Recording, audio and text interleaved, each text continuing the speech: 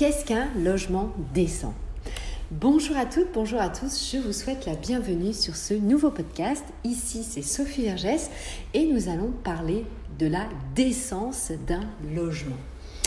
Alors, oui, lorsque vous êtes investisseur, lorsque vous allez devenir bailleur, propriétaire, bailleur, c'est le terme, vous devez louer un bien, ce que l'on appelle décent. Alors, qu'est-ce que ça veut dire qu'un bien décent ? Alors, on va le voir en 3 points. Alors, il faut savoir que 7% des locataires considèrent que leur logement n'est pas décent. Donc, le logement décent, c'est bien sûr le logement d'habitation pour notamment la résidence principale. Donc, c'est un critère évidemment important. On va voir bien sûr les principaux critères de décence relevés par les Français. Quels sont les critères de décence encadrés par la loi ? Puisque vous verrez, ça va être différent. Allez, c'est parti, vous êtes prêts ? On y va. Alors, 7% des locataires considèrent que leur logement est indécent. Donc, la Chambre des diagnostiqueurs de la FNAIM, la Fédération nationale des agences immobilières, a mené une étude au sujet justement de ce critère de décence des logements et surtout de la perception que vous en avez. Donc ça, c'est très important. Et cette étude met justement au fait que 7% d'entre vous considèrent que leur logement n'est pas décent. Mais aussi, ils apprécient des nouveaux critères de décence. Alors, quels sont-ils ? Ces critères ne sont pas encadrés du tout par la loi, mais c'est important à vous à connaître en tant qu'investisseur, évidemment, puisque vous devez connaître quels sont ces critères pour mieux louer votre bien, tout simplement.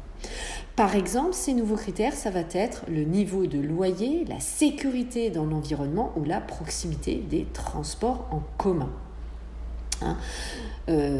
Donc lorsqu'un niveau de loyer est considéré trop élevé, que évidemment il y a des soucis dans le quartier d'insécurité ou que vous n'avez pas de transports qui sont assez nombreux sur justement le futur bien immobilier que vous allez présenter, évidemment il va y avoir un décalage et vous aurez du mal à le louer, puisque évidemment les habitants ne vont pas apprécier le logement. Donc évidemment, c'est très important à connaître. Vos futurs locataires ont une certaine exigence, évidemment, et certains souhaits. Deuxièmement, quels sont justement les principaux critères relevés par ces futurs locataires ?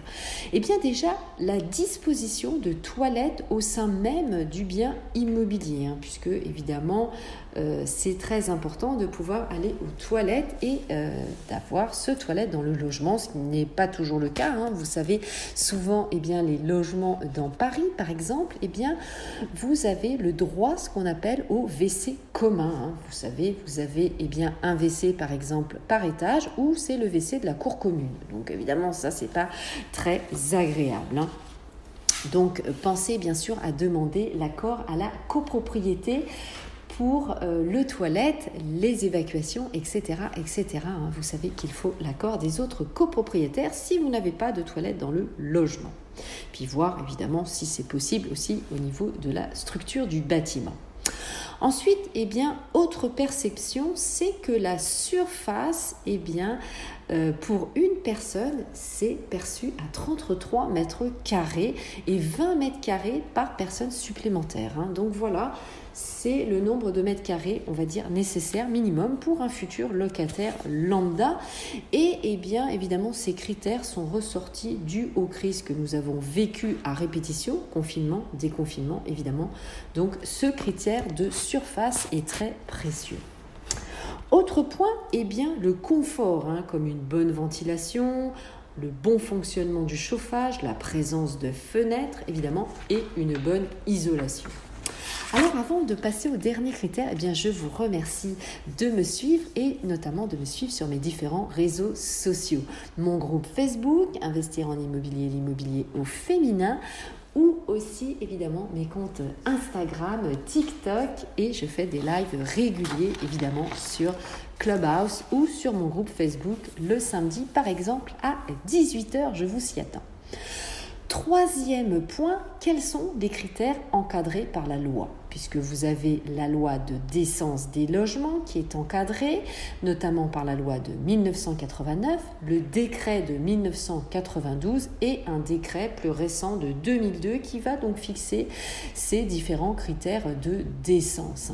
Les critères ont attrait bien sûr à la santé et à la sécurité de vos locataires. Parmi ces critères, on relève bien sûr la surface habitable équivalente à 9 mètres carrés minimum pour une personne, soit ce niveau est largement inférieur, on l'a vu tout à l'heure, on était à 33 mètres carrés, la surface minimum perçue. Donc vous voyez, c'est complètement différent.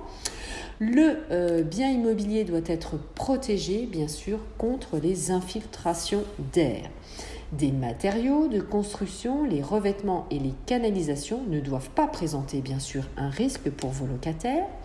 Le réseau électrique doit être aux nouvelles normes de sécurité et chaque logement doit bénéficier d'un ouvrant donnant à l'air libre. Ce logement doit être dépourvu de nuisibles, d'avoir une installation permettant de se chauffer, d'avoir une alimentation en eau potable avec l'installation des évacuations des eaux, un coin cuisine et des sanitaires à l'intérieur. Nous en parlions tout à l'heure. Et bien voilà, c'était tout pour ce podcast. Je vous remercie de m'avoir suivi. À très bientôt. Portez-vous bien et bon investissement. Au revoir.